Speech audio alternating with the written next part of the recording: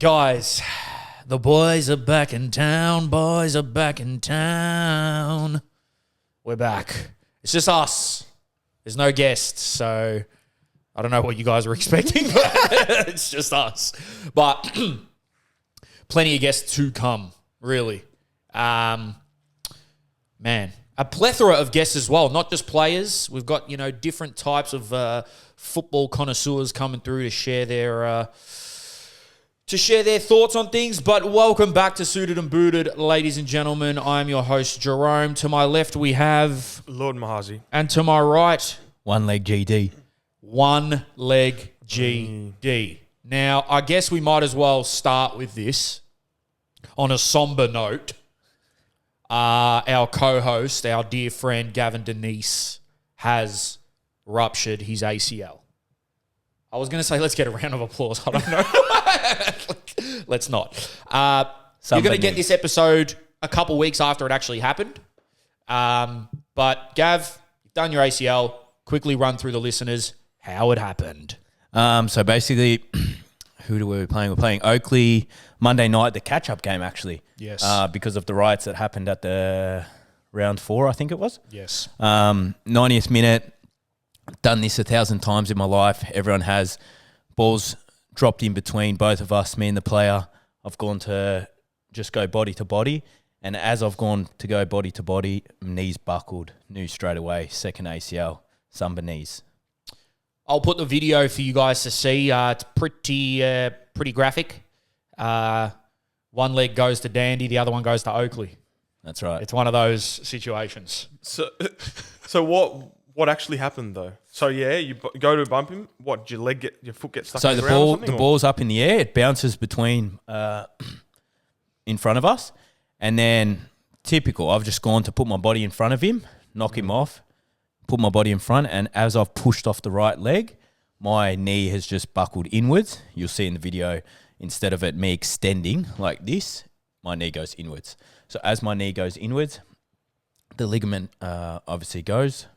Complete ACL rupture, slight damage to my meniscus, and then surgery tomorrow, which is good, I guess. Good turnaround. I think it's about nice 7-8 day turnaround. Yep. The surgeon has done my other ACL before, so he knows your body. Pause. And from injury to first game back, what was your last one? So 8 years ago, I done my first one, my left ACL, and my first game back was about 8 months post-op. Obviously, I was 20 at that time, 21. So, fingers crossed. Bro, I feel like everyone that has an ACL always ends up having two. Either on the same leg or a different leg. Like, obviously, yes, if it's on the same leg, it's going to be weaker. But I feel like everyone lightning strikes twice almost. I would assume it's something to do with biomechanics. Yeah, No? or body compensation. Chromosomes. Hey. Chromosomes. Also, how about this, right? Mitch Duke. Mitch, correct me if I'm wrong, but I spoke to him about him when he did his ACL when he was in Japan. From ACL to first game back, 3 months. Really? Wow. That is so quick. Yeah. Guys, I guess we're here at the injury topic now. Rash, what's the worst injury you've ever had? Oh, worst. By length, by time? I'd say so, yeah. One that affected you the most, that made you, It's funny because, depends how you define worst, but by length is broken toe. Broken toe? Is my fourth toe, yeah. So even... Yeah. And basically, so what happened was I had broken it. Oh, fuck, this is a stupid story. What were you doing? I think I was 13 or 14 at the time, and I was watching, and I swear on my life this is true. I was watching a Jet Li movie in my lounge room. Jet Li? Yeah. Bruce Lee. No, there's Jet Li too. Oh. Trust me. Yeah, It's okay. Bruce Lee and Jet Li. Oh. Right. So I'm watching a Jet Li movie. I go into the kitchen, gonna heat some of my food up, put it into the microwave, and where the microwave is like it's in a cupboard with two walls next to it, right? I put my food in, heat it up, and then That's right. I take the food out and I go, I'm going to close this with my foot like Jet Li. And so I go to kick the door and I hit the brick wall next to it. Broke my toe. And I was like, oh my. Well, at the time I obviously didn't know, but it was like the worst pain I've ever felt for about 2 minutes, and then it went away. And then I had a futsal nationals tournament coming up. And so I decided not to get a scan on it and just take painkillers and play. And then played the whole tournament, came back, and then after that I went and got a scan on it because it's just getting worse, the pain. Doctor goes, yeah, you've not just broken it, but now you've also mangled it because of playing on it and whatever. Should laugh. Sent me to a podiatrist. Went to a podiatrist. The podiatrist said, you've got 3 options. I can't remember the exact length, but it was like, you got 3 options. You can go in a boot and it'll be 8 weeks till you come back and jog. Jeez. You can do nothing and it will be 12 weeks before you come back and jog, or you can cut it off and you'll be able to is an option, run in 4 weeks. Cut off your toe. And he said it in full blank face, not even joking. Yeah. So you can decapitate your toe. Yeah. He goes, you don't need That's that crazy. at all. So talking about that, about doctors, right? Because I think also going into injuries, doctors or your surgeons are so important. So when I first done my ACL 8 years ago, I remember obviously getting the scan, getting my MRI, going to the surgeon's office, and then him sitting me down and saying what had actually happened. Yeah.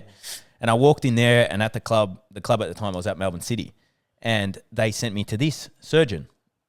I sit there, I'm not even joking, I'm with my old man, and the guy looks at it, he's got it up on the x-ray screen or whatever, and he goes, yeah, you won't be playing for 12 months. Exactly how he said it, right? He goes, you've done your ACL, you won't play for the next 12 months. How did you feel when he said that? I fainted. My first ACL, I fainted. I go out. Wait. You fainted because of the pain or for what he said? For what he said. How brutal he was, you know? You fainted? Yeah, because you love football. I didn't think I'd done my ACL, and obviously that was like at the very back of my mind, and just the way he went about it as a 20-year-old, the only thing at the time I did was football. The way he went about it was like, that killed me. From a surgeon's point Bro, of view, specialists right? and surgeons are assholes. So from there, I go out of the clinic, had the MRIs already done. I'd spoken to like a few people that I knew, and I contacted a friend of mine that I played with his father was a plastic surgeon, right? A really well-known plastic surgeon. Cock extension. I called him. I told him what had happened. I go, listen, I've done my ACL, just wondering, you know. And he goes, Gav, leave it with me. I'm going to call you back in 5 minutes. He calls me back 5 minutes later. And he goes, come to the Avenue in Windsor. You're going to see a surgeon that I know. Oh, what's his name? David Young. Bro, he did my knee. Yeah. He did my meniscus. Yeah. Young So I go see him. I walk in. He looks at the scans. He goes, Gav, you'll be back in 6 months. Damn. And I go, and I was the happiest kid ever at the time. And 8 years later, it's like deja vu. Happened, contacted the plastic surgeon. Another person also helped me out getting through to him because he's up there with elite footballers, elite AFL players, all the cricketers, everything. Didn't do to GP or nothing. Got me in straight away the next day after I'd done it on Monday, and surgery 7 days later. So shout out David Young. Yeah. So I guess I got 2 questions. What about playing A-League or playing at the top level? What was the worst injury you had, and what was going through your head? And what did you do to, like, you know, motivate yourself to get back? Because they all say it. Footballers are the most depressed when they're injured because they're watching their teammates train, they're watching their teammates play, they sit at home all day, they might have a few rehab sessions which kill. You've seen those videos of players getting doing rehab and crying. Like the pain of like when a physio or whatever will just push on something and they'll be screaming and they have to go through that. Did that happen to you at any stage? My story is probably a little bit different. Like if I'm honest, I had a lot of my professional playing career. I didn't enjoy playing that much. So when I was injured, didn't feel it like that. I didn't feel like Left out. And to be fair, I wasn't injured that much, so I never had a really big injury that was long term. So I never had the experience of 3 months, 6 months, something like that. But it was probably just maybe a 2 weeks here or 3 weeks there. So you that never was really like, had a nice break for me. Because to be honest, I didn't obviously by stopping early, I wasn't enjoying it. A lot of my professional career, I wasn't enjoying playing, and I wasn't enjoying just a lot about that environment. So it was probably a little bit of like a mental break for me if I got like a 10-day period out. So I don't know if there other people are like that at all, but that's just how I felt. Well, that's maybe being honest. Look, guys, just to sort of give you a heads up, there will come a time where we get into Rash's story properly. I don't think now's the appropriate time. But he's got an amazing story on the mental side of football and what he had to go through on that side of things and retiring early and stuff. But I don't think we'll get into that now. All right. Well, I'll give you this is off on another freaking segue, but on the I did my medial ligament twice, and those were very, very painful. They were quick injuries, but they're extremely painful. The first one I did was a derby at Amy Park, and I was out for. It was a grade 2 tear, and I was out for would have been like 10 days. Is that all? Well, it's not supposed to be like that, but we didn't have any players because there was international break, so players were away. Well, it wasn't a break, but like international players were away. Yeah. We had injuries, this, that, but then we had this game in Central Coast, and there wasn't that many players to play, so I had it just strapped up like crazy and played through that. But then I did that same knee, the same injury. It was the week. So when I was at Wanderers, the last game of the season was against Melbourne Victory, and I actually really wanted to play in that game. I was like really excited. That was a period where I was really enjoying my football. Yeah. And then in training, 2 days or 3 days before the game, got caught in a tackle, boom, fell onto it again, tore the medial again. And I was like that, bro, oh my God, man. I remember being in the shower and like vomiting and dry reaching, like vomiting into my mouth and dry reaching because of the pain. And then like every night I couldn't sleep because every time you'd roll, because obviously it's this ligament here, for those that can't see the inside of your knee, and I'd try to roll over in bed and I'd just feel my foot hang that way and wouldn't come across. So that was bad. But then that was the period that I actually went to freaking Peru. So after that, I didn't get a contract with Wanderers. And because I was injured, there was this in my mind was like, well, who's going to give me a contract? I'm injured. Can't even walk.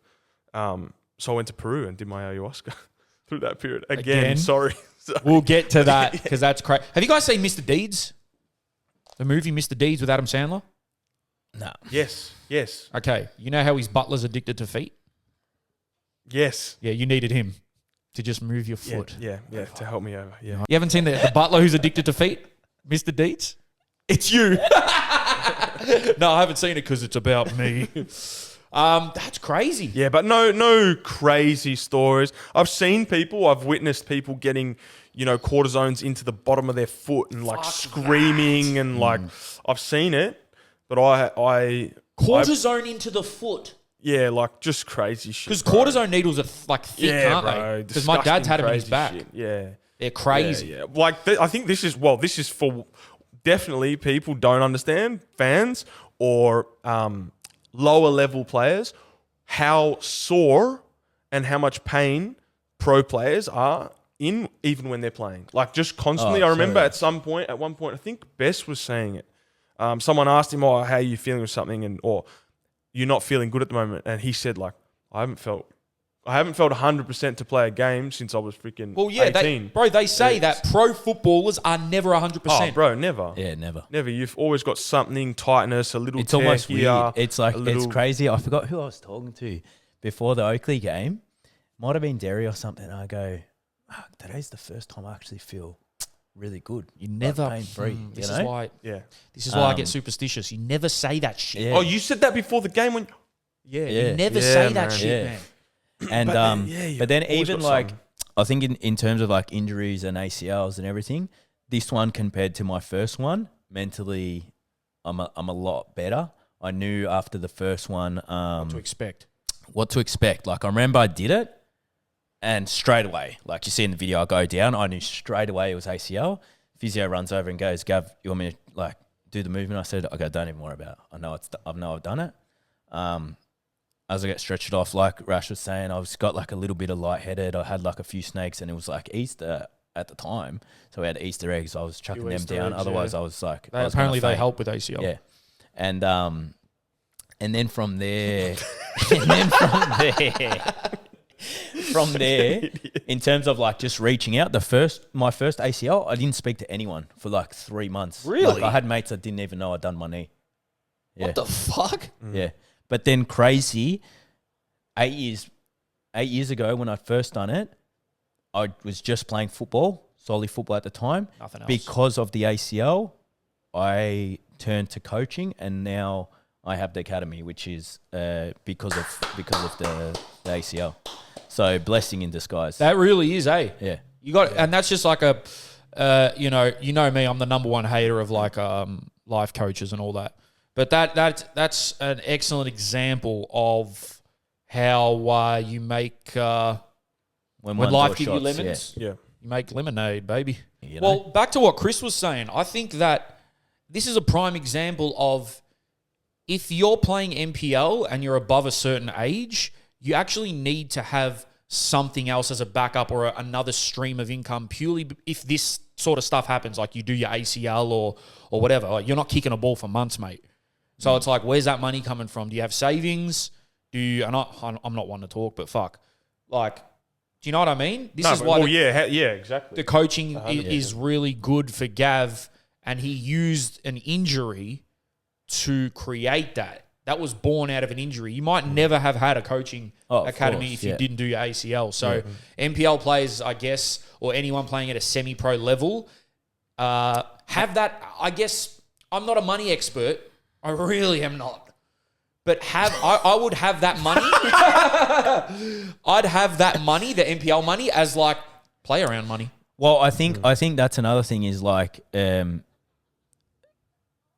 lot of people ask me about how did I start the academy? How did I get into it? And sometimes when you actually have no other option is when you start actually thinking and becoming creative. You got no choice. And the way it happened with me was like so random. I was doing nothing, just rehab at the time. You know, I was probably 2 months into rehab. And one of my friends that speaks Spanish, he goes, "Gav, there's a Spanish day at St. Kevin's, right? Oh, okay, do you want to come and run a football class for them?" I go, "All right, no worries. I'll do the Spanish day at St. Kevin's." Did it with him. Normally, what I would do, train myself, set up the drills, everything. And the kids loved it. We did it all in Spanish. We did drills, played games, everything. Aquí. And after the session, a father comes up to me and goes, "Oh, Gav, do you coach yourself?" And I just lied. Of course you did. I just lied. I've been doing it for ages. I go, yeah. I just take my number here and just hit me up. The next day he calls me and goes, "Gav, I want you to do a 1-on-1 for my kids. I've got 2 sons." I was 20 at the time, just done my ACL, only ever played football, never had any income in my life, right? So I go, "Oh yeah, he's got 2 boys." In my head, I go, "All right, he's got 2 boys. I'll charge $20 a head. That's $40 an hour." I'm laughing. I go, $40 an hour, I'm laughing, right? So I set up the session, lock it in, comes down with the 2 kids. I run the session, and obviously I'm kind of like in rehab mode. So anything for me to do my rehab, touching the ball, helping them out and everything was like a buzz because I was like training myself with the kids. Yeah, slowly get right? back into it. I'll do the session, pays me $40, and he goes, "Gav, you know how to do this." He goes, "You really know how to coach, and you're really good with kids." He goes, "This is what I'm not even joking. This is what happened." He goes, "Listen, never again tell me it's $20 an hour. From now on, you charge $40 an hour, and I've got 2 kids, so I'm giving you $80. And next week, I'm going to bring more kids for you, and I'm just going to keep bringing you more kids. And every parent that asks you, it's $40 an hour."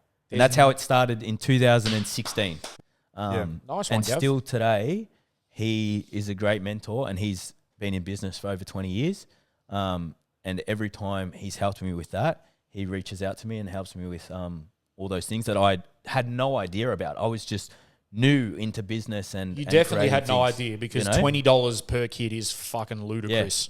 Maybe 8 years ago, maybe it's a bit different. so that would have been all right. Would have been all right. Really? Yeah. $20 per Well, think kid about for an hour. not for a mind- one-on-one. Okay, Not for a my one-on-one. mind That's- was like, that's- okay, if I got a job at Coles, what would I be on? Maybe $20 an hour. Oh, yeah, it's double. So I was like, oh, Yeah. Yeah. done. You know, like that's I'm doing it playing football. You know, with kids. Just on pricing. And now I work for him. I know of people that charged $300 an hour Yeah, for that's what I'm one-on-ones saying. these days. Yeah, but for one-on-ones, yeah, correct. Yeah. It's very Like low. that's a whole topic in itself, and I don't know if we plan to speak about it or not. But academies, one-on-ones, coaching Honestly, programs. I would never pay that ever. But ever. yes, you wouldn't. But if you had the money, right? It's going back to that Manchester United guy saying you that have the money. you've got a coach that has lived a certain life experience and has a certain Expectation. expertise. Expertise. Expectation. That is, it's not just like someone who did a course. This is someone that's done 10,000 hours of something, Of course. and really knows it. That's like, fuck. If I've got $300, if his kids go to St. Kevin's, probably there's $300 to spare to do an hour session with Wipe an their absolute, ass with like, that. with a Yeah. genius. You know what I mean? Of course. So like, Can I ask a if I had question? the money, I would do. Yeah, Answer this. Don't go off track. Answer this for me. tell me. Right? Either one of you, whatever. Coaching academies, one-on-one sessions, they're popping up everywhere. Everyone's got one. Hell, you've got one each. 5 years' time, I might even have my damn own. Who knows? I won't. How do you differentiate? And I know you guys are going to, talk highly of yourselves. But how do you differentiate between what's a scam, what's not? Because I see it popping up all the time. I saw one on Instagram the other day, a sponsored ad. Hey, I'm such and such. I played 2 games for Leicester City in 1985. Do you think your child is a talented footballer and has what it takes to go pro? Well, this is the program for him. This is what you call pathway to professional football. We're going to have all these professional coaches and all these contacts worldwide, and we can get you here and we can do this. Pay a small fee of $500 up front and whatever. I see it all the time. Yeah. Right? You guys are obviously legit because I've worked with Gavin. I see how he does it. It's legit as can be. And Rash has told me about his philosophy, which I don't think many other coaching academies have. You're not going to mention them because you probably know the people, but did you guys grow up with academies around you thinking scam? Because I've heard of a few. There's one in particular that I'm not going to mention where it was a massive thing where I'd love to know which one that is. I'll tell you off mic because you never know. I would say, and it's so funny to think about it in this way, but you sort of, I think you would probably choose them a little bit the way you would choose a Vietnamese restaurant, right? So Vietnamese like if you massage. go to the one, if you see the one that's got the perfect branding, it's a big name, heaps of people, like it's massive, probably it's not going to be. You probably want that Vietnamese. You're talking like as a parent's perspective. Yeah, you probably Yeah. want to go to the Vietnamese restaurant that's like 3-star barely Google even a review. name on the building. Yeah. Like Well, there's, it's like there's where old mum Rash in and the I s- started, right, with Daniel Santamil. At the start, he had absolutely no one, absolutely no one. And to be fair, when it did start falling apart, let's just say, because he did have a very successful academy, and I've spoken to him about this, and he'll always say the best time I had it was when I had 40 kids, and it was just me, and I didn't have to worry about anyone else, and it was I had control. Once it got too big and out of hand, and there was too many people involved, and too many coaches, and too many parents, then it just went to shit. Well, can I say this though? Which is true. Like Daniel, I don't know him, and this is absolutely not a slight to River Plate or whatever. But what I found is what you're talking about is sort of the branding that River Plate had when I was younger. So it's like professional club. So No, but it wasn't, bro. Nah. When you went down there, it was a Vietnamese. It was a real like nonna in the back type restaurant. Let's not talk about River Plate. Let's talk about these academies that Barca Academy, Barcelona, AC Real Madrid. Milan. Yeah. So what do they actually do? Well, they would send not all of them, so I don't want to group them all because there are some that are legit. For example, Derby County, when we were growing up, was a legit relationship with the actual Derby County. They would send actual Derby County coaches over. There was a connection there, a pathway to get you to Derby County. Right. These other ones, majority of them, let's say 90% of them, use the brand name. They've used the license. It's a revenue stream for whoever, and the coaches that are sent out are not the legit coaches from, I won't say the clubs because I don't want to put any of the specifics into it, but they're not the club. There's no connection directly to that club, right? There's as much of a connection to that club as I have. That's because I've got a friend that knows a friend and I have an email address and a phone number that I could contact. If someone's unbelievable, I could send them to the biggest club tomorrow if they're unbelievable. Well, you got to look at it like this. Hold on. You got to look at it like this, right? Why the fuck? And I'm using them as an example, right? Let's just say because Chelsea don't have one, so we'll keep it safe. Yeah. Let's say why would Chelsea run a football program in Melbourne when they've already got incredible academy talent in their home country? Yeah. So as far as I know, that when Derby did it, there was something about if they get one kid from Australia to sign that's a success, that goes over there and signs, they would consider the whole project as a success. And then James Meredith went, and so it's like, okay, that project was a success, right? From their side. They wouldn't. Most of them are not doing that, and again, either it's a person that owns it that's paying for a license from that club to use that name, or it's the club for a revenue stream. And even just the prices in general are so ridiculous, you know. That just shows themselves. But the caveat in all of this is it's not black and white, which is hard as a parent, and I know it's annoying, but it's like it could be the biggest academy, and let's say they have 20 different groups and 20 different coaches that take all the groups. One of those coaches could actually be unbelievable. Yeah. So then you could go to one of the biggest academies, but get the best coaching just because that coach is amazing. But you could also go to one of the smaller academies and a good coach is there. So I think not very black and white. I think the best way to answer your question, Jerome, is firstly, how long has the academy been around for, and how often are they showing up? If that makes sense. Because fair play to all the guys that are doing academies and on the side and everything, but what's their availability and how long have they been going for? I've seen a lot happen and then they've fallen through, you know? Yeah, my friends had one that failed. Well, that's what I'm saying. So how often are they there? How consistent are they? And what are they delivering to the kids, you know? Not this is apart from your Barcas and all of them, because that's a different kettle of fish, right? But I'm talking about academies that are not connected with clubs or vice versa. There's a lot that pop up, one-on-ones, all of this stuff. And you know what? And I don't think it's good for the kids because, for instance, you know how many kids said, I'm River Plate when they were younger? Yeah. They weren't River Plate. I literally am sitting next to 2 of the fucking 5 people that went. Yeah. And none of you cunts that said, I'm River Plate actually went. Yeah, you signed up for the program in Noble or whatever it was. But you were not River Plate. That's not a River Plate academy. This is funny, bro. Yeah. So I was actually at a dinner. I was sitting, not at a dinner. I was at dinner by myself. Yeah, that's cool. Sitting on Chapel Street. And behind me, out of all the places in Melbourne they could have been, sitting behind me was a big soccer academy having a meeting. Like, I don't know, 2 of the directors and some person from overseas. Eavesdropping. And it was one of the ones that's named as a big club in Europe. And they're talking... the academies that we're talking about. Yeah, and I can hear them literally saying, oh, yeah, we use the name as branding.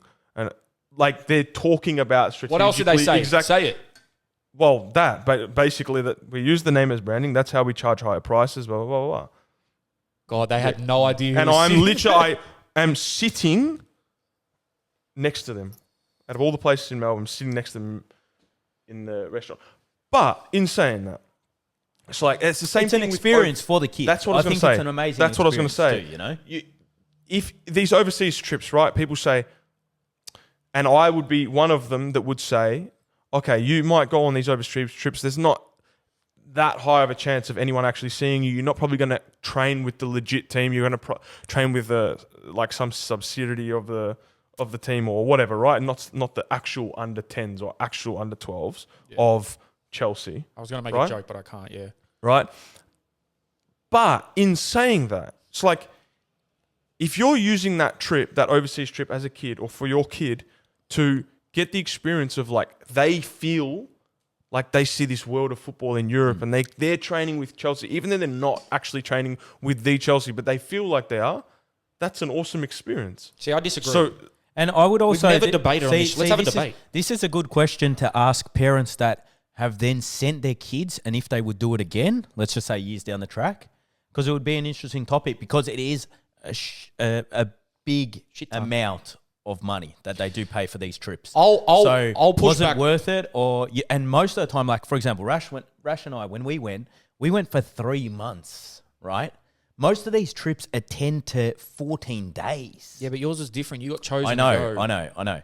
But what I'm saying is 2 weeks of football that you're probably going to play 6 games at max, you know, they're not going to be training every day, especially the ages that they're going.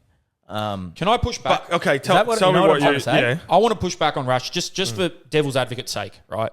Because I can't lie. It's not devil's advocate. You said I disagree. Yeah, I'm the devil. So you are. Yeah, go on. Us nor. I'm literally the devil. I'm It's religious red in now, that by the fucking room over there because of me. I'm religious now. Okay, Also. what? Okay, awesome, bro. I wonder why. I'm the devil, and I'm about to give you the advocate. Okay. If I was that age, I'd be like, fuck yeah, I get to go to, let's use Man City. I get to go to Man City. I get to play against their under 15s, which is just some random kids from Manchester that they've just plucked out, put on a City kit. It's a mad experience. I know so many, one of my friends did it. You know, they got to watch Manchester City live. So they give tickets to like, you know, a Champions League game or a Prem game or a Cup game or whatever. They got to see the facilities. It's great for them. The one thing that is going to sound like a party pooper here, but I don't care, it's false hope, I think. No. So, okay. In some ways, yes, right? But you could say that this is what I realized with any kind of football development, anywhere.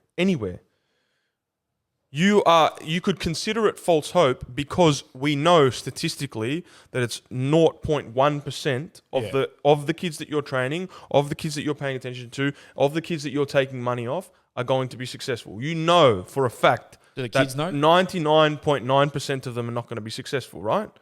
But does that mean that then the service you're providing them is not valuable? Okay, that's their main goal, but also they're getting experience. They're getting they're developing as a person. They're building friendships. They're enjoying themselves. They're having fun. They feel like a part of it. I'm not talking about academies. I'm talking about. But even that, bro, is that not one of the best?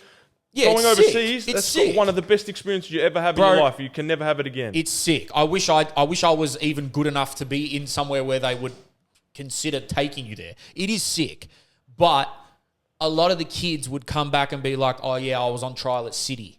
Yeah, that's fine, whatever they say. But I think as long as the person that's communicating it to the parent is being honest and saying, look, the chance of your kid getting picked up from this trip is so unbelievably low that should not be the reason that you're sending them. You should be sending them for an experience. An experience, yeah. It's and that's what it should be branded as, an experience, not as, well, you're going to go to Europe, let's see if you can make it. And some may do that. I don't know all of them, but I would assume that some of them do that in an honest way. Yeah, because, bro, so many I know don't even play state league now and they went on those trips. It's like, you know, but again, I'm just being a bit pushbacky just for argument's sake. But yeah, back to the best academy in Sydney, let's say. Let's not include ourselves in it. But the best academy in Sydney, everyone in the football world knows which one it is, but it's not your big club Europe ones. It's not attached to a big club. No. And everyone in the soccer community would know. That's Okay, this answer me straight out though. Are there academies out there that are scams? I know it's a bit of a broad question. What your. It's hard because I'll everyone's got their own training methods. I'll put it like this. You know? I'll put it like this. Are there academies out there that are charging too much for what they provide? And also, I guess, maybe you're thinking, where the fuck is the money going? All right, here, I'll give you the answer, right? I got back when I was at River. I was 17, yeah? And I was on the edge of being in, the main stuff. Got back and I got offered to do one-on-ones. I got offered my one-on-ones to get paid for, okay? So someone said, Gav, you're back here for a month. I want you to train with this guy. I'll pay for the one-on-ones, right? My dad never in his life would pay for a one-on-one. I didn't even know what a one-on-one at that stage was. Shout out Kev, man. Right? So I go, all right, whatever, man. Like, you're going to pay for it? I'll do it. I start training. And obviously at this time, I've just came back from River, right? So I'm used to proper trainings, proper coaches and everything. This guy was like apparently played in Europe. He was a goalkeeper in Europe and was training me, whatever, here in Melbourne, in Brighton. And I'm doing the session, 1 hour sessions. And the whole time, all I did was like little ladder work, little jump, little 10 touches on the left, 10 touches on the right. I could have done this by myself, right? And at that time, this is probably 10 years ago, maybe. He was charging $80 an hour to do. He had probably 3 cones and two hurdles, right? That's what he had me training with. And I was turned back to my dad after the session. I go, Dad, I'm so happy you're not paying for this because this is terrible. You got finesse, right? And I go, like, I could just tell you to do this. Like me and my dad, when he was in Argentina with me, my dad would train me. I'd be like, Dad, set up this. This is what I want to do. My dad played footy, so I'd be like, Dad, go stand 50 meters away, kick it as hard as you can to me. I'll control it and I'll play back to you.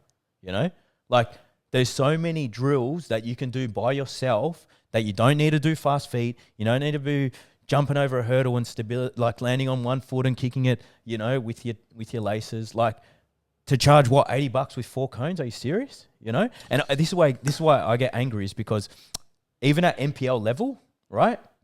You've come to my sessions, Jerome, now with the kids.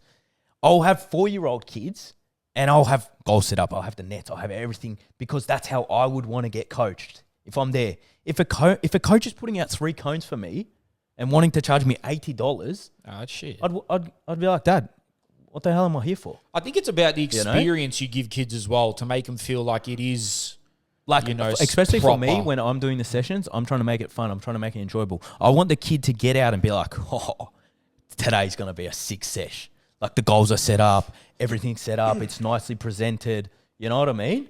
Man, it's an interesting discussion that I've recently had with some close friends. And like, I know what you're saying, but from my side is I really struggle. I think I told you this, I want to do it for free. In an ideal world, I would be able to provide the service to help kids learn for free. In an ideal world, I would do everything for everyone for free. Shout out. I think it's Fitzroy Lions. It's it's our only free football club in Australia. Right. Shout out them. That's awesome, right?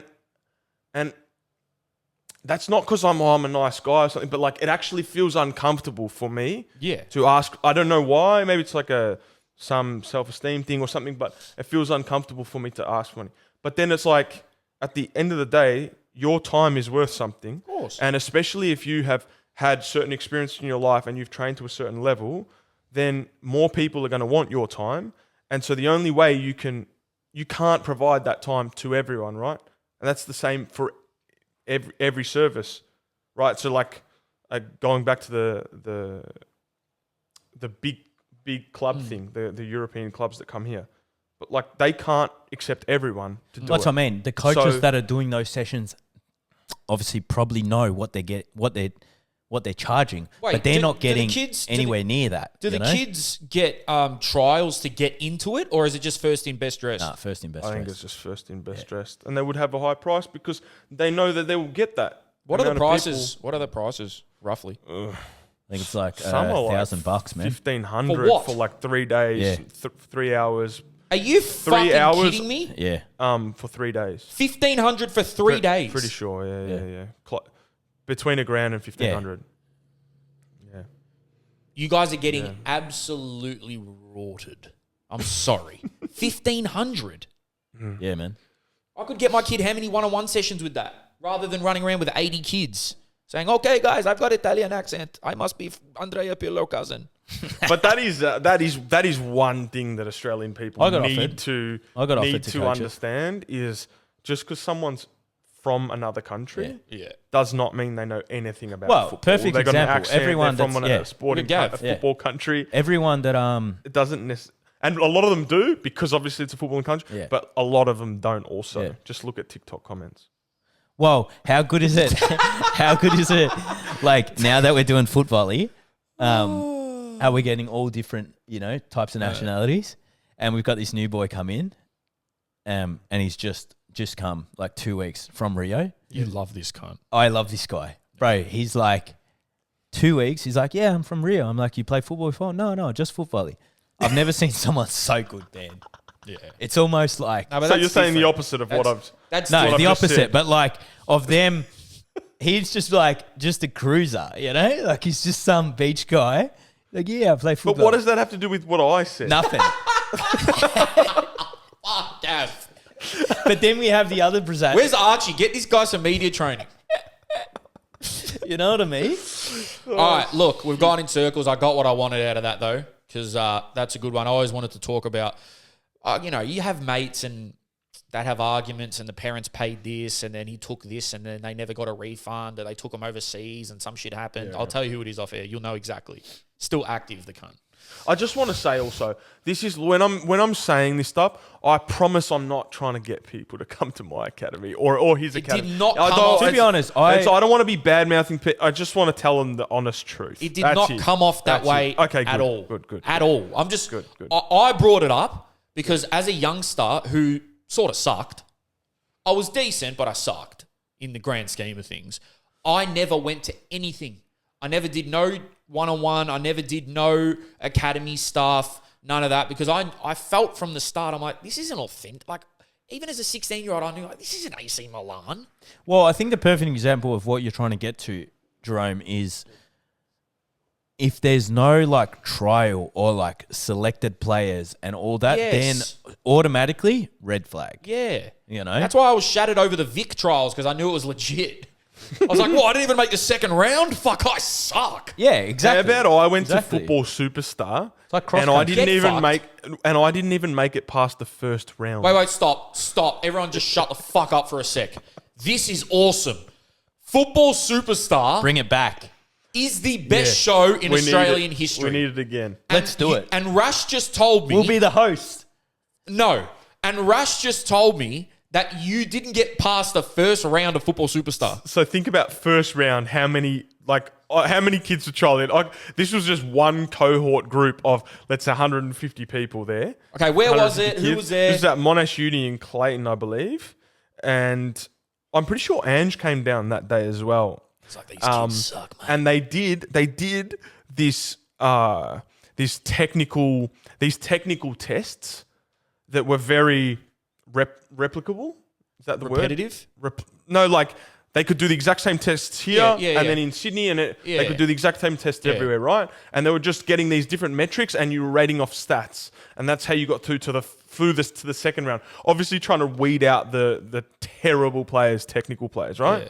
And I'm not that great technically, right? So we're doing stuff like, I don't know, whatever it was, certain juggles, then run the ball up to this area, sprint from here, sprint to here, dribble through in this way, play this long ball, and they're getting all the numbers, jump, sprint, run, all this stuff, right? And I think they brought that 150 down to like 30 or something. And that was just one group. This was like, there would have been thousands and thousands and thousands of kids.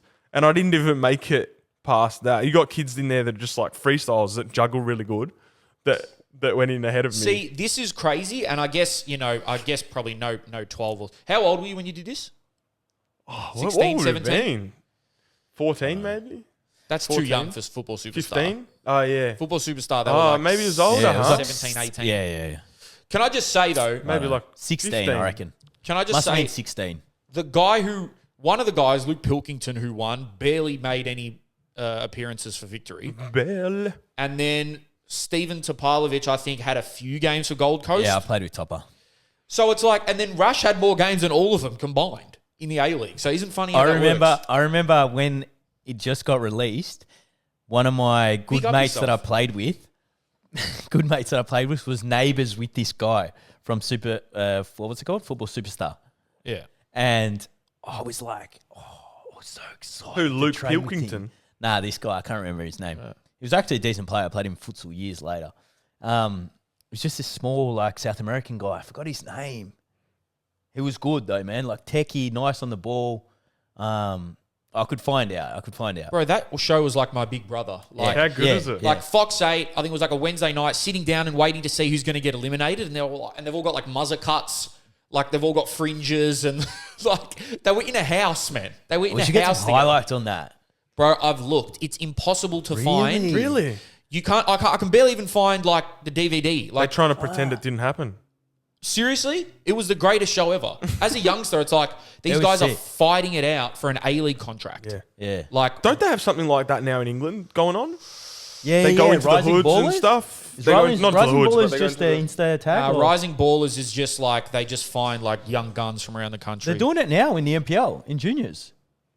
Oh, what's it called? Have you seen it? Football. There's a team called FV or something. It's called like Football Development or something. And it's like just purely for up and coming talent. Yeah, I like that. That's good. Do you guys remember Nike? Oh, yeah. What's it called? No, what's it called? It's not the Challenge.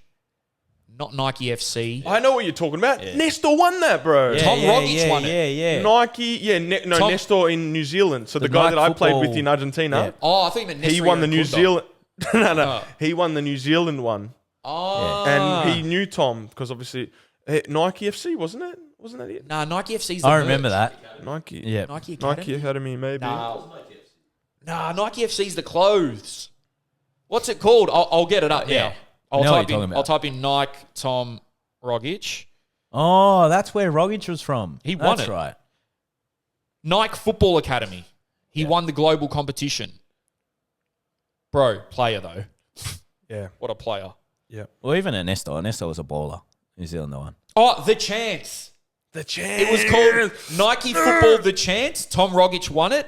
And what a show. Yeah. That's What a what we show. need to do with foot volley. And then take him to Brazil. So they can get To play slaughtered. there. Take them to Gold Coast, they get fucking slaughtered. Don't even need to go to Brazil. But yeah, Nike The Chance, Football Superstar. I love shows like that. Even though, you know, some of it was probably scripted, it was still cool for young kids to... Bro, it was intense. Yeah. It was intense. Yeah. Now it's like, what do they have? Fucking know. TikTok? Fuck TikTok. Maths. Yeah, they got maths. Top Baller. Shout out Top Baller. My guys, man, they're killing it. I don't know if you guys have seen, but basically about a year ago, these guys in the UK started this thing called Top Baller. And basically, it's just one-on-ones. Oh, I've seen a few for of a these. cash prize. See, we need to do seen this this. sort of stuff. Doesn't he already? So he's not. listen. He does not. No, Wait, I'm I've got a talking- quick story. I'm I've got a talking- quick story. It's not going to be a This cool is story. good. This is We good. really should do something like this. Oi. Nah, serious. Someone This better be in the Melbourne best- needs to think up This this. better be the best fucking story. All right, listen. So when I was in Arge, right, we used to have all these boys from the slums, and the coaches would let them play futsal on the side. And in the slums, you play for money. Okay. So all the boys would go, okay, I need to make a quick few pesos. Obviously, if he's under 15, under 16 playing at River, baller, they all want him to play. And the coaches would let them do that, right? Where here, when you play for your cities and your victories, they don't want them training elsewhere or doing private sessions or anything, which I find so crazy because you learn competition in those games because you're playing for money, right? And then I don't know if you know this story, but hopefully I word it right. When River was playing Boca during COVID, right, in Argentina, they do penalty shootouts for money. So this guy was the goalkeeper for the under-18s at the time. And the second keeper, the third keeper, and the reserves keeper of River ended up getting COVID. So they had to get him to play against Boca Juniors in like a Libertadores or the league, right? Must have been Libertadores or Copa Argentina or something. Because it ends up going to penalties, goes River Boca, the biggest game you can play in, goes to penalties. He would have been like 17, 18 at the time. He's in goals, saves the penalty. They win the game. And there's a photo of him playing in his barrio, in the slums, playing for money to save penalties, and he saves it in the slums. Bro. I don't know if I would encourage. So basically, what top baller do encourage it. No, We need it. If they're under 16, they win a PS5. If they're over 16, I believe it's £1,000, which is a lot of money. So they started that, and they inspired Sunday 3 p.m. to do it, and we did 3 of them. And our first one, we actually gave away $1,000, which was way too much. We operated at a loss. Let's put it that way. But now they have a deal with Adidas Predators. So every single one of their contestants wears Predators. Yeah, right. It's sponsored by Adidas. And they did one. They flew to France. They flew to Barcelona. Portugal, they flew to Portugal. And Too bad Adidas Afghanistan. sucks. And Standy. They came to Dandy. No. Oh. There's a lot of Afghans in Dandy. See, that's what we should do. Well, Bro, I've done it. He still doesn't get it. Yeah, he doesn't We should get do football. Jerome No, fuck does football. this already. We want sponsorships. Chuck the money in, and we're giving it away. it. Okay. I'm going to come to the next one. When's the next one? Fundraiser. Well, we haven't been active for a while, so I'll play. I'll play, bro. Yeah, I'll just this one. we mate. had bro. Get Arch, Fahid, every guest that comes on this show, every player. You know what's funny? Yeah. Plan. Do you know Free what's entry. funny? All you NPL players, Because they're not allowed to train I don't give a fuck. Yeah, but they can go on the weekend, can they? Hey! Yeah, you can all do that and go on end of season trips and whatever the fuck, but you can't play a little bit of one-on-one. Fuck off. I see De Bruyne and shit doing videos. Oh no, he's not allowed to. You're NPL. I literally watch Phil Foden, De Bruyne, Haaland. They've done challenges, but yous aren't allowed. That's what we're going to do. Fuck out of Challenges. here, man. Bro, suited and booted just went from M to MA, huh? Yeah, The I rating on mean- YouTube. Listen, you said you wanted this for the streets. Yeah. I'm not tiptoeing around shit. We all know what happens. Let's not fucking play dumb here. No, you all but- know Dino Durakovic. No, but Still in seriously. Singapore. Nah, he's back. Oh, lucky there's no doping in the league. Yeah, lucky. Well, yeah. Imagine Asada came into the NPL. Yeah, there'd be no bro. NPL. Oh my god. They'd be like, whoa, even just walking in here, the monitors are going. Oh The my sniffer dogs would be having a field day.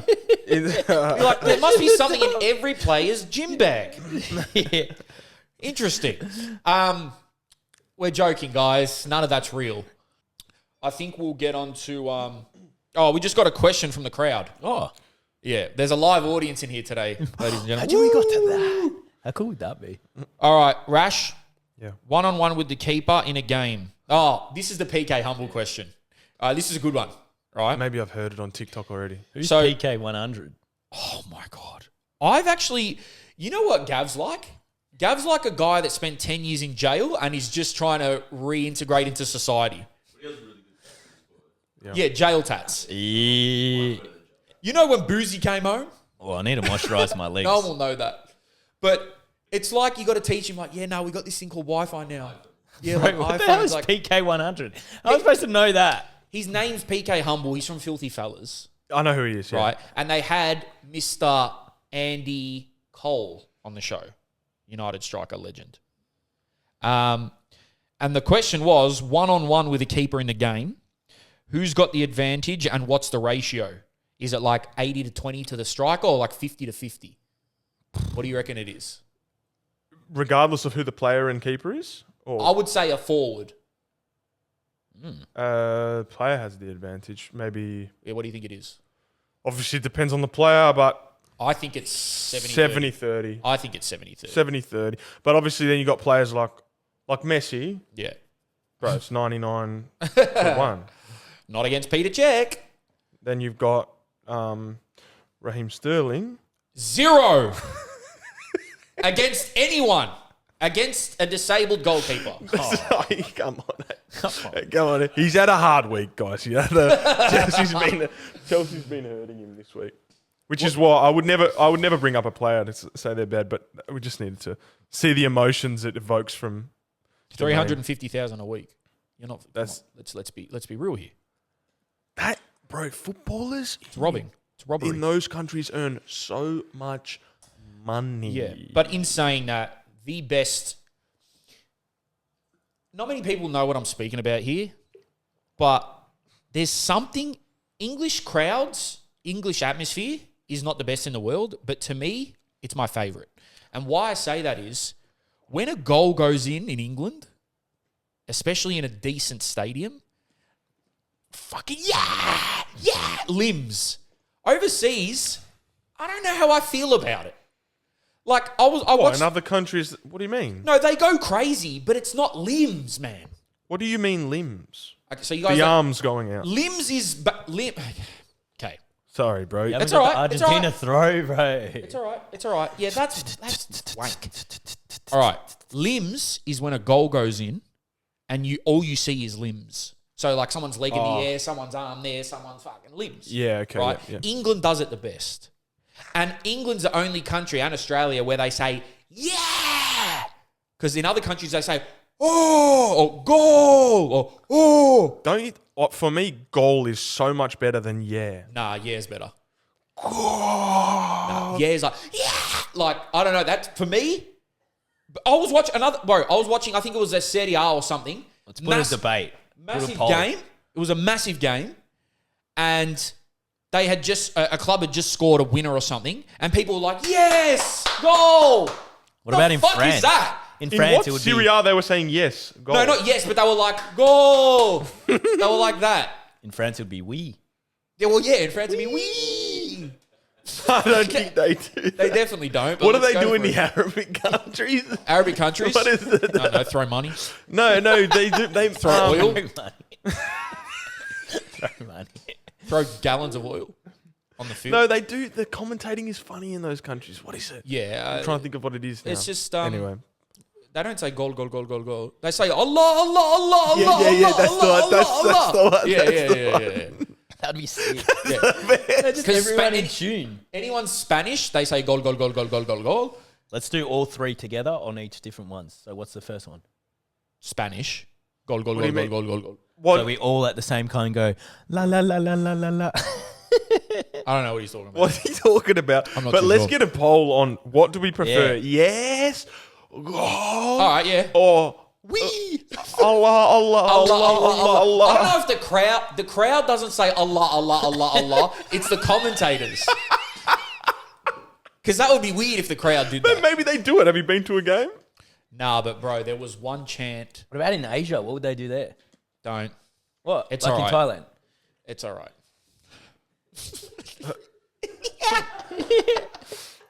We can't. What do they do? I can't even remember.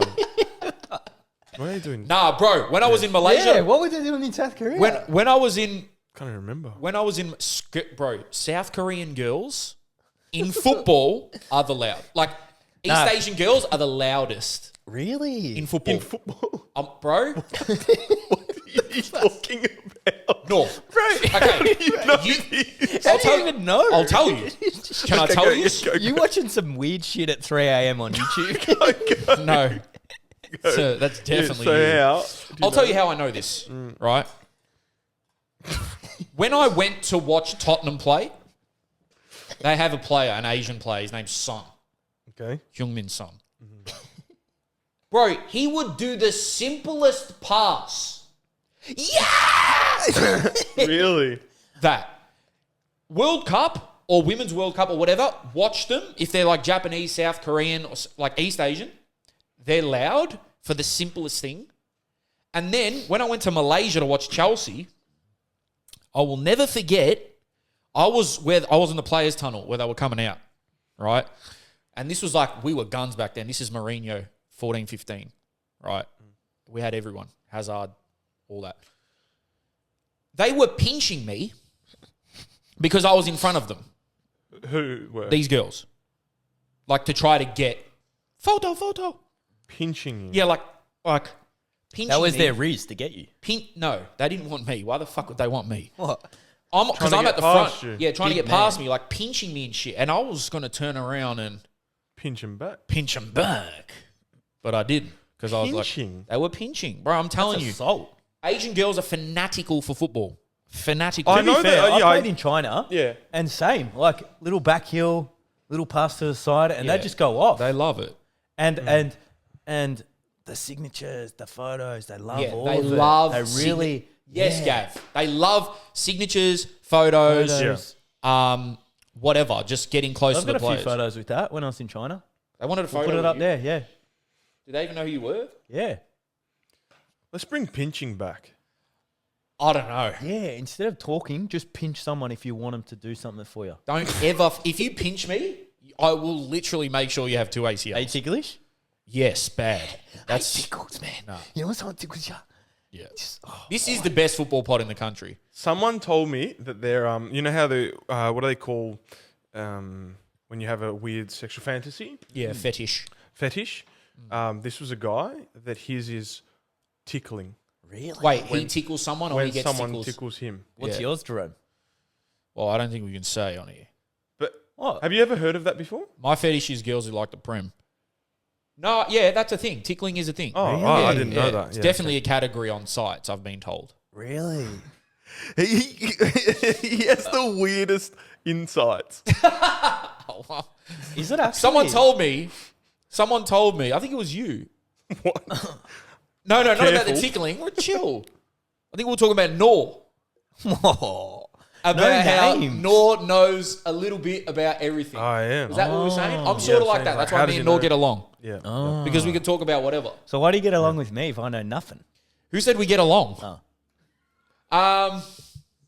I think I get along with you because you're one of those guys where, like, there used to be this kid in my year level that was the same as you, where you want to punch the fuck out of him and then cuddle him straight after. That's what Gav is to me. Yeah. Like, shut the fuck up. How can I stay mad at this guy? Yeah. That's what Gav is. That's what my sister says about her dash hound.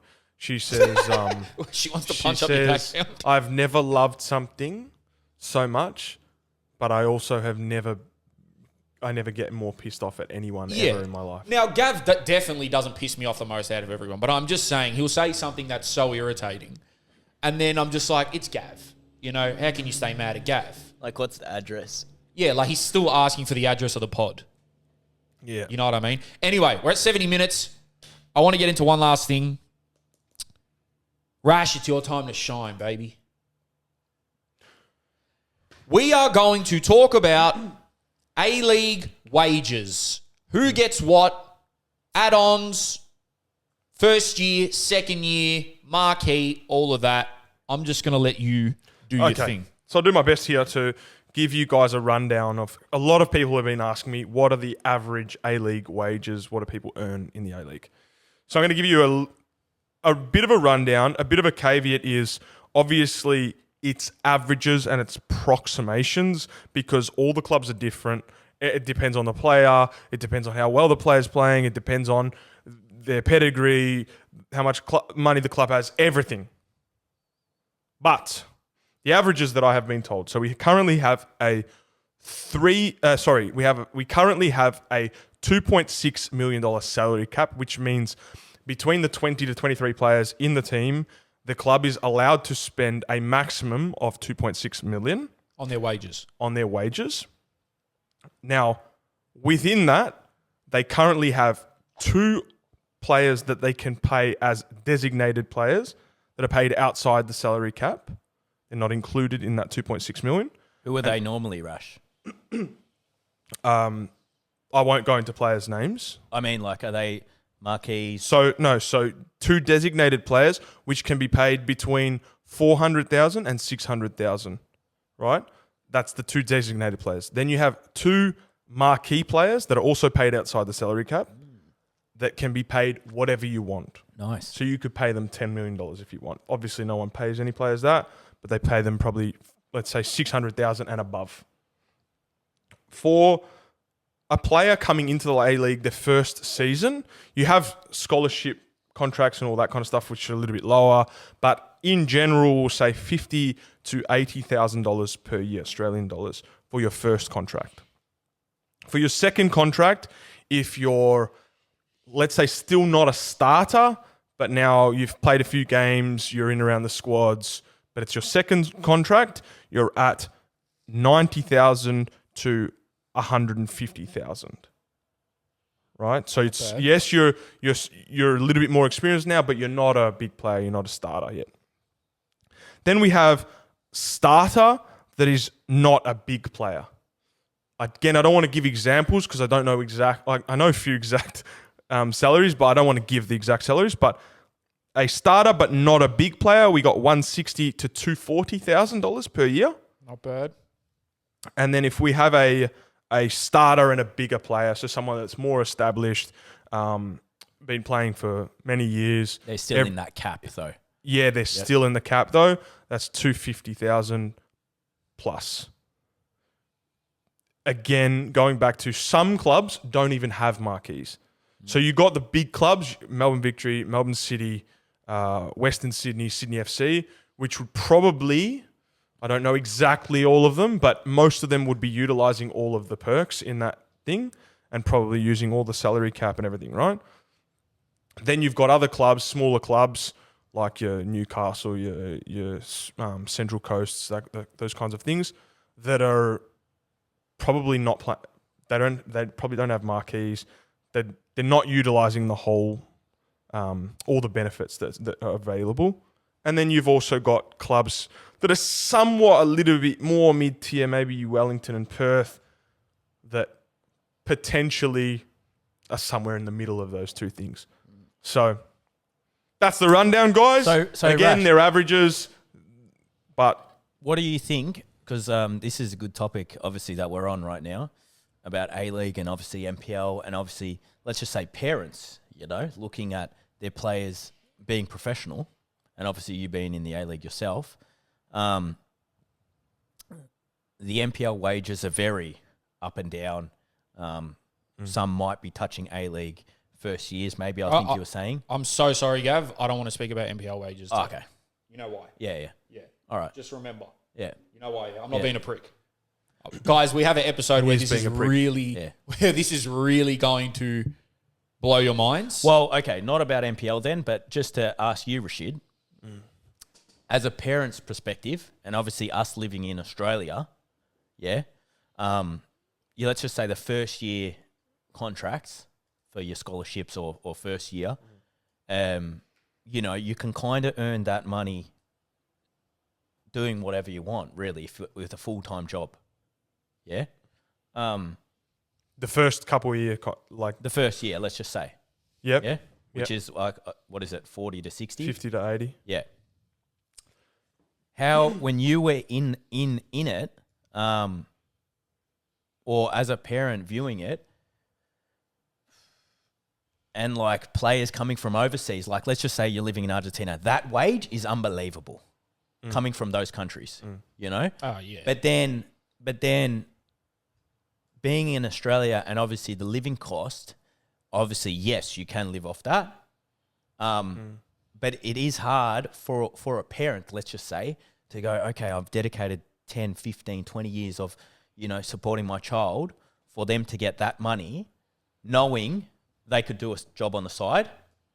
Yeah, okay. Yeah, or, I get what or you know what I'm trying to go? Okay, yeah. Or, So I'll answer it, all right? Well, actually, yeah, it's probably worth noting that these are all gross figures, by the way. Yeah. So you're getting taxed on all that money. So, damn. but I would say the financial incentive, if we're talking about, forget the kid's dream, just the financial incentive, is that you're hoping that the kid doesn't just play 1 year. You're hoping that they get a second year, then they become a regular starter, and then they're on 250, 300 for a few years. That's pretty good. That's good money. Yeah. That's, I don't know. I don't know the average, not many but careers would be getting 300 grand per year. Yeah. You'd have to work pretty hard to get that, right? Then on top of that, you always have the possibility that you could go to Asia or Europe. And I would say, like, for example, me, I saved more money in 2 years in Korea in the K-League than I did in 6 in the A-League. Yeah. So that would be where you, and that's 2 years. And that, like, a lot of players then go to places like that was K-League.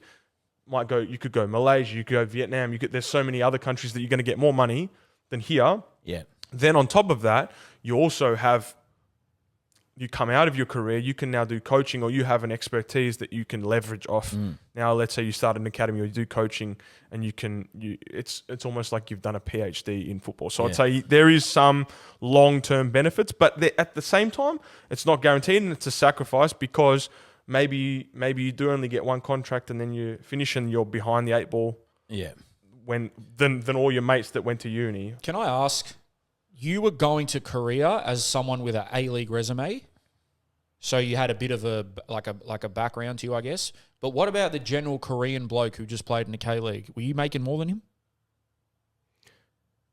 Than the general Korean bloke, yes. But then some Korean players would earn real good money. Yeah.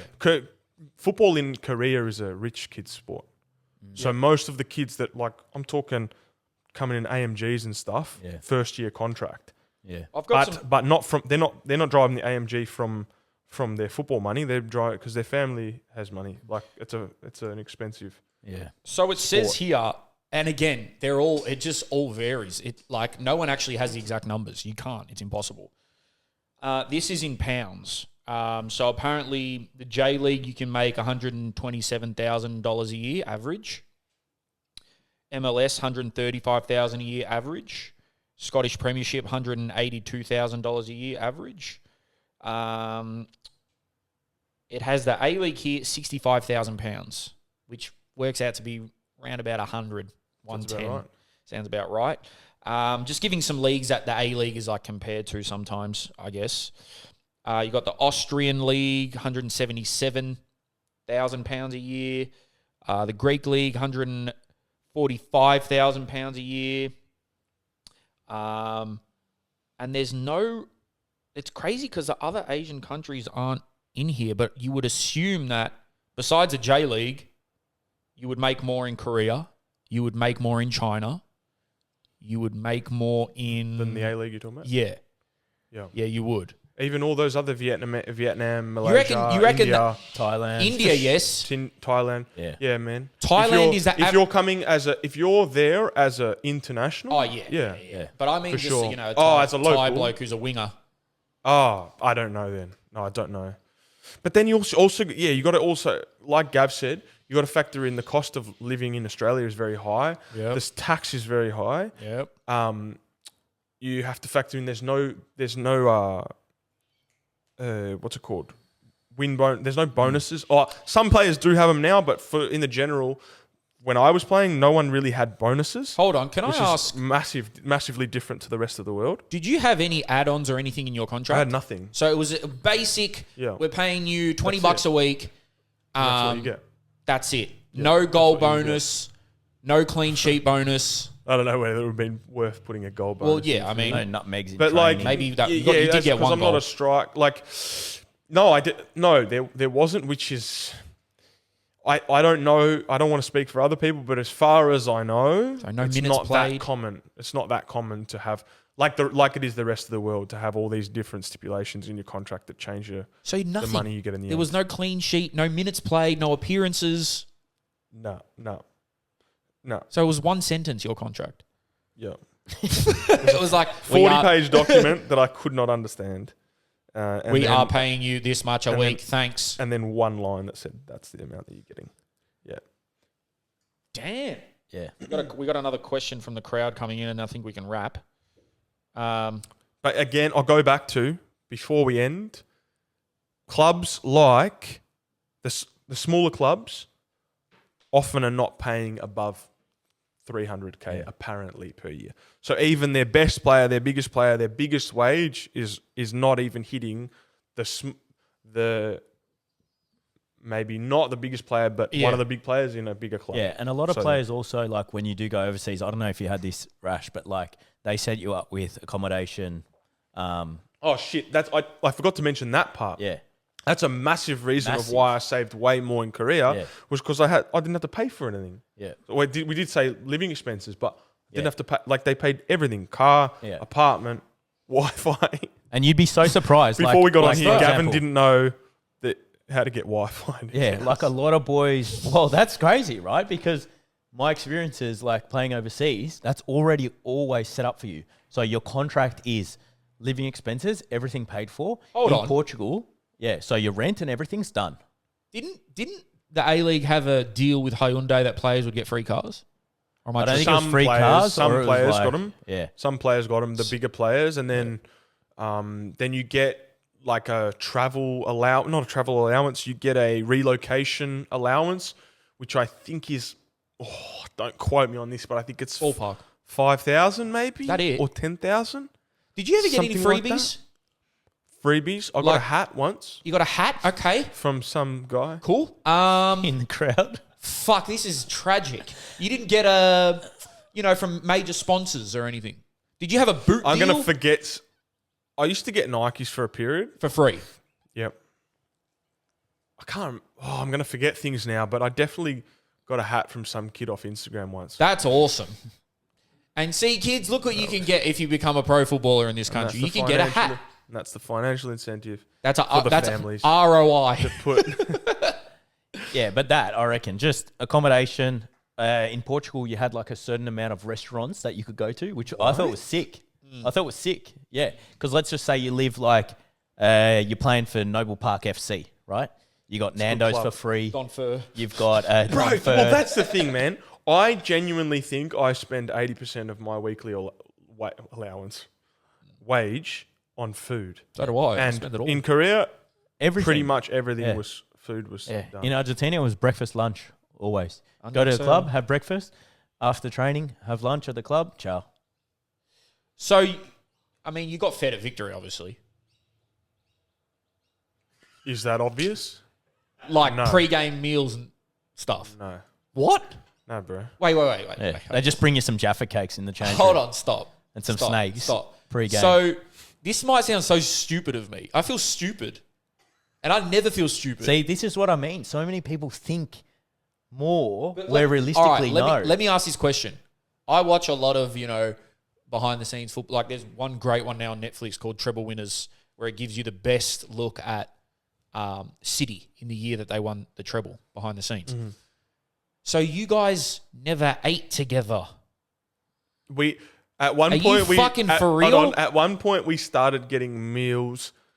I can't remember when we would get the meals in the after training, but that was we were paying for it Wait, okay, this is a TikTok. and set up. I think one of the players set it up, like organised it with the club and I've had, for, I think I've Okay. had 3 clubs, and Food so was in the good, NPL, every week, normally it's like traditional in the NPL, that like Yeah, every that's Wednesday you have food at the club, which I think is great. It's a great tradition that they have. And then some might be like $10 a head, and that might be like your fine money or the money that you put into the food. Okay, let's just break this down. yeah, Okay. In the A-League, when you were playing for Melbourne Victory, yeah, you weren't eating together as teams. Like the club didn't provide you food.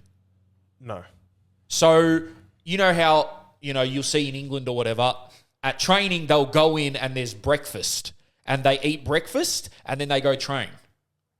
That's no. the You have your difference. breakfast at home, and then you come in. You How know many what we wheat did bix do have? you do, we did, Rash? I think we had an espresso. We had an espresso machine. That's nice of them. We had that. So at least you can make a cup of tea and a bicky. Yeah. We would have lollies provided on game day. So like under eights Like us. and oranges. Yeah. And what else did we have? Yeah, like I said, we had a few Bananas? meals. A few bananas. Bananas provided on game day. Am I tripping? Because one best- time I was in the tunnel. Yeah. One time I was in the tunnel when I was doing stretcher work for Cedar. Right? Like we were the stretcher bearers on the pitch. Jesus, I would Guys not done want you some carrying funny me off. shit. Right? I was praying that no one got injured. I'm like, I'm not going to be able to carry these fucking 90-kilo men. Oh my god, yeah. But anyway, when I had a peek in there, and there was a little bit of catering, like sandwiches and stuff. All right, Rash, Sandwich what was ice, your, yes, what was your after- best after setup? game? What was your best food Wait, let him answer setup? this. After game, yes, we would have sandwiches, little wraps, most of the time. Some clubs getting like pizzas and stuff. Did that ever happen? Sometimes, yeah, pizzas. If we travelled, if we played away, Then in the hotel, everything was provided. You eat in the Absolutely restaurant at the everything. hotel. Everyone eats together, pre-game, after, everything. So Rash, But in Melbourne, no. I would think, obviously, NPL to A-League is very different, But I would think at A-League level, after every training, there should be lunch for the boys. You'd hope so. Well, there was Like lollies. in England or like first-tier football, I'm pretty sure that's like a thing, 100%. Well, Yeah, I don't. My best pre-game thing was this club used to do Gatorades, chewing gum. Didn't mind in the warm-up. Bananas, muesli bars. That's shit. What, pre-game? Yeah, so all That's quality. snacks, yes, you have That's snacks. good for, you have snacks. but Also, like going back to the money thing, we have to remember that most of the clubs are running at a loss here. Well, again, don't Hey, quote this is me. a good I don't know. conversation I'm we're not gonna looking have. at your freaking your finances, but I would say the finances of most of the clubs in the league would not Well, would maybe not be great. Maybe I'm the stupid one for assuming that. Like, people, I know there's going to be some fucking A-League nerds in the comments saying, "Bro thought they got meals." Yeah, it's a professional football league. Most others do. So what I just that's why I'm shocked. Well, even stuff like obviously we had access to psychs, nutritionist, as in had access to, but it wasn't part of the program. That's like, oh yeah, every player comes in, you have a dietitian, you get a personalised plan for how you eat. Did you know any players that had a personal chef? Oh, not a personal chef, probably not a personal chef. Just them, like whoever's at home. But even a personalised dietitian, like diet. Now we know as we're older, this is like how important it is to energy output, rehabilitation, everything, and we didn't have that. We might have had a nutritionist that comes in once every now and then, does a presentation for us, and you can call her if you want to. But there was no like, okay, this is our club dietitian. You need to get a personalised plan, and she's going to help you with your meals. Like, there was none of that. See, that's there's so weird. many, I think, 1%ers that could be done better that as players you want but just aren't provided and just like swept under. Well, so listen to this, right? Well, I was trying to lower my body fat percentage for a period at Melbourne Victory. And you asked Fahid, he abused me about this. Of course. I would finish training, and instead of, eating a lighter meal or getting smaller portions, I would just eat a tuna can for my lunch. As a pro footballer. And I was thinking, and I couldn't work out why my skin folds like, why do I not have any energy? Why am I so sore? No idea. And Fahid's got like a 20-pack. Yeah. He's like, bro, this is wrong. And he was at the time. He's like, "Bro, what are you? This is not the right thing to do." I'm like, "Trust me, man. I know it is." You said, trust me, I want mercury poisoning. So, last point before we wrap. I say that because, like on the food thing, because I hear the same story from every single English national team player. When they had Capello, he refused anything with the slightest bit of sugar in it. So no ketchup was the biggest thing because the Brits love their ketchup. They put it on eggs. They put it on fucking anything. Rice. They put it on everything. He said no ketchup. I think there was no butter, so toast had to be plain. Yeah, so us in Portugal, always the same. Pasta, olive oil only, no butter, no nothing, chicken, and then no onions, just tomatoes. They wouldn't let you have onions before the game. No, they didn't want you That's a pre-game that's giving me bubble guts. They Man, didn't want you afterwards. cunts to stink. But so Victory weren't like, oh, you can't eat this, you can't eat that. Or was it up to the player? It's up to you because you're going home and eating. You're eating at home. And the other thing was... Rash, I got a question because I don't know this.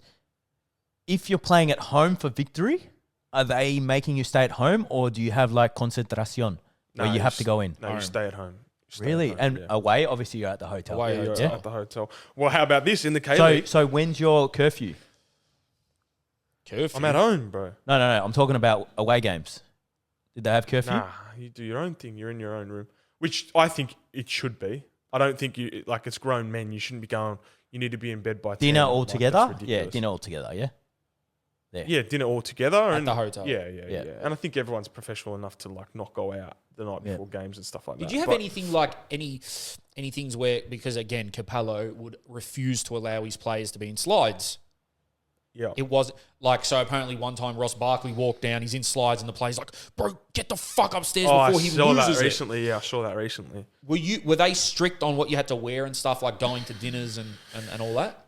I feel like that's just player conduct. I don't think you would it's be, from the coach. probably not slides. I think you'd be expected to be in runners in your victory gear or in your club gear. Trying to think in the A-League whether I had that. Definitely in Korea. Yeah, Korea would have been. In the A-League, Like even us at NPL, no one would come on slides. Pre-game. Yeah. You'd all be decked out, you know? yeah, take your And like sunnies even off. players like in pre-season. You were in Pyongyang, weren't you? What's that? It's all right.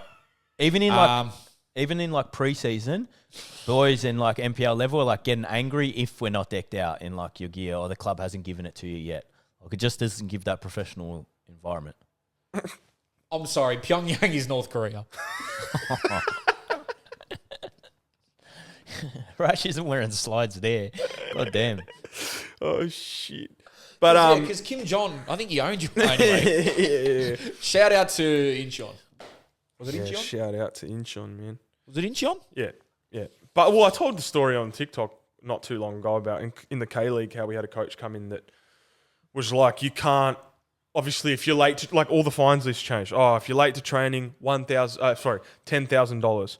If you're walking with your phone, US dollars, bro. Oh, If you're walking with your phone, if you're looking at your phone while you're walking, $2,000 fine. If they see you walking with your phone, because apparently it's dangerous. $5,000 fine if you're seen outside your house after 10 p.m. This is during the week, mind you. they had like the KGB looking like secret spies. Like, Yeah, so we had all would that. players snitch on each other? Nah, well, I don't know. We said we're not signing that. I don't agree to it. That's ridiculous. All of that. He Yeah. did all of that.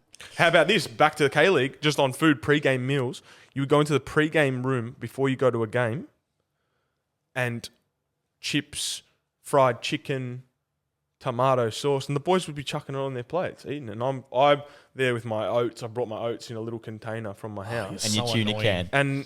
And You're these so guys are eating annoying. chips with ketchup on it and fried chicken, bro. Yeah. Normal. Korean fried chicken, man. And then run like machines.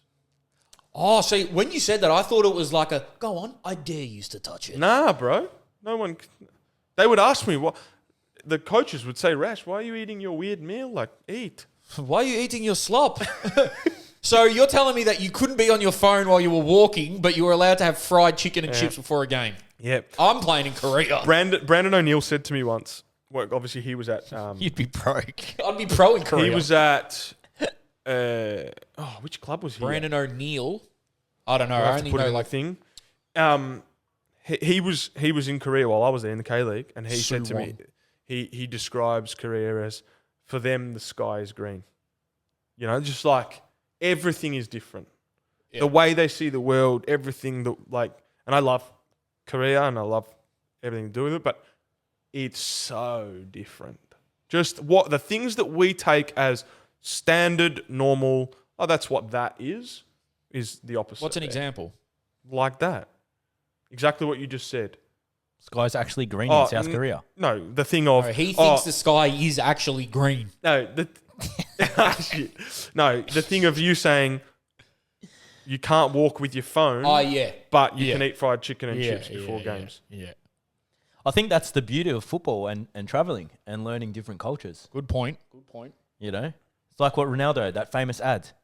What's it go? How does it go? Come on, Jerome. You got It's this more in the than locker. just oil, it's No, liquid engineering. You've got this in the locker.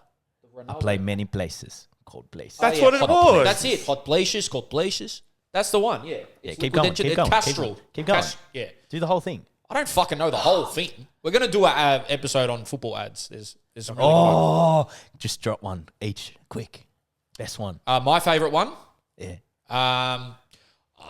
Pretty simple. It's probably either the Nike cage, the cage one, All right, give me more description. where they're on like a boat or something, and it's like a cage. It's 3-on-3. Oh, yeah.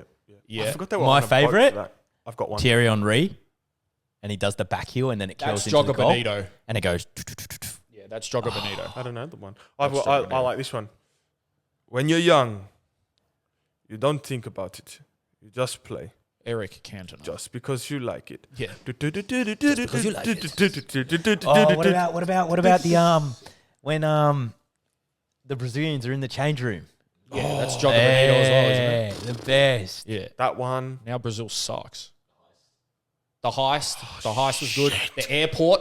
Bring him back. The airport was sick. What about the What about the stadium Bex one? bro? With the Ronaldo at the start, he's putting the vapors on in the change room, the gold yeah. vapors, and he goes, Yeah, and Ibra with Ibra, and then Ibra does the chest on the. ole.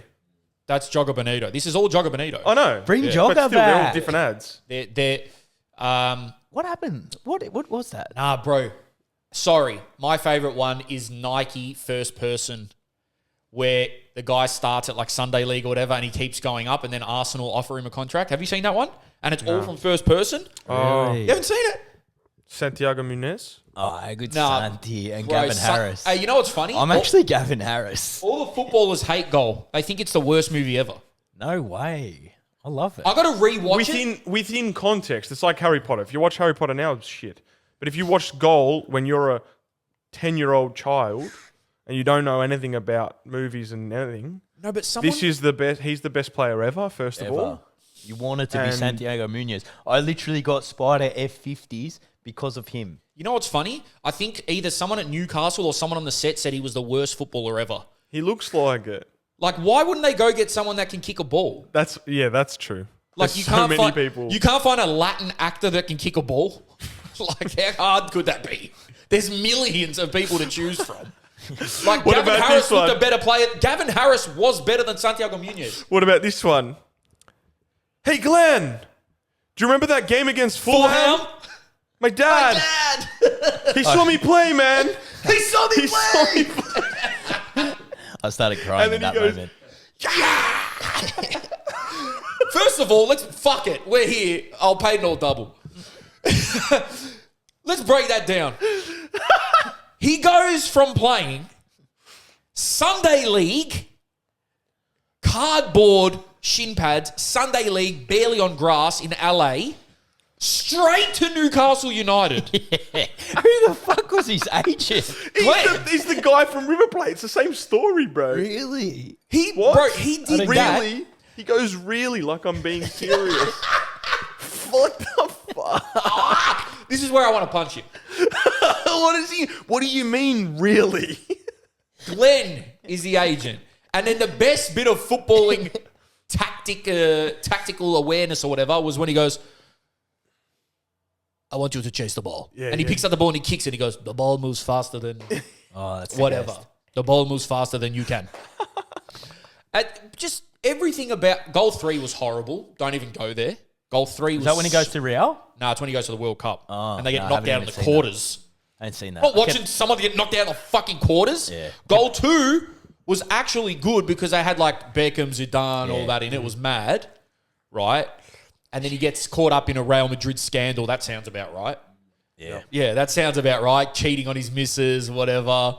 Yeah, Beckham, We all been whatever. No, we haven't all been there. Oh. What? You never played at Madrid and cheated on your missus. I don't know what do you mean we've all been there.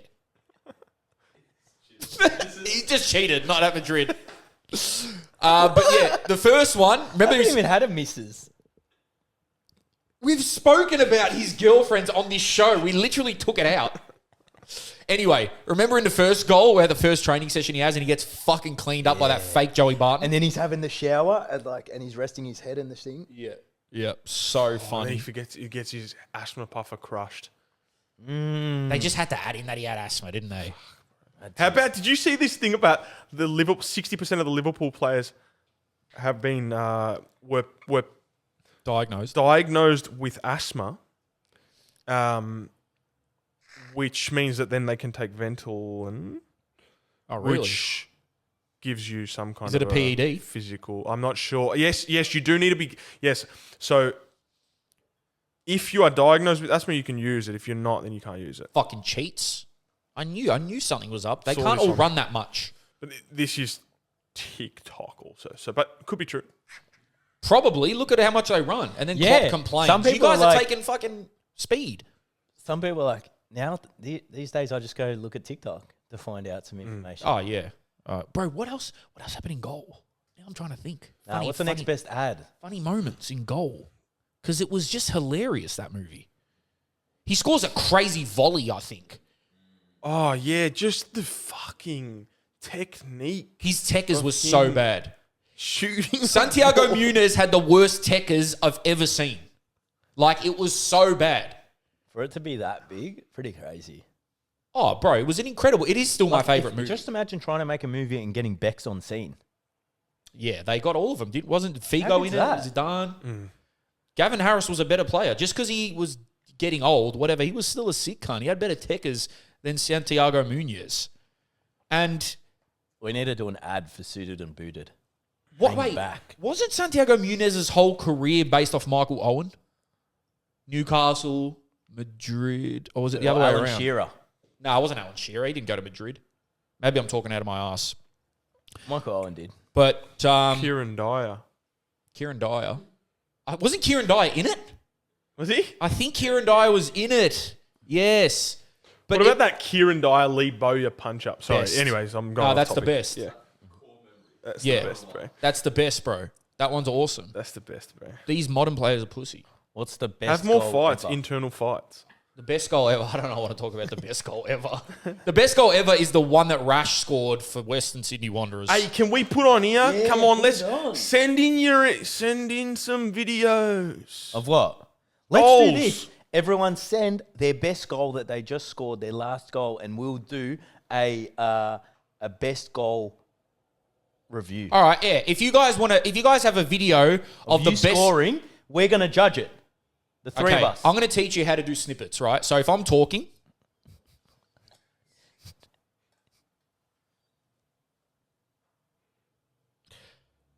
guys, actually, you do it. All right, guys. Sit up. Send in. I can't even get up. I can't even push up my leg. You look like fucking It's like Dr. he's- Evil. It's like he's lost all feeling in the rest of his body. He's done your ACL. He's like, guys, Sit up. I can't get up. Send in your best goals. All right. Where's my fucking... If you want, Guys, get up. can you listen? We're trying to do this properly. If you want the three of us to put your goal, recent goal, on a snippet, Not we're going to recent, do. just best goal. Okay, best goal you've ever scored. You've got footage of it. Send it to Suited and Booted TV, and we're going to judge who scored the best goal and put it on our Insta, TikTok, YouTube, Spotify, OnlyFans. All right, that's better. All right, yeah, we can do that. We can do that. We can do the predictions. That'd be sick. Yeah. We can do that. Send them in. Definitely putting my own in. Yeah, same. I'll put mine. Which ones do you have? Your under nines for piranhas.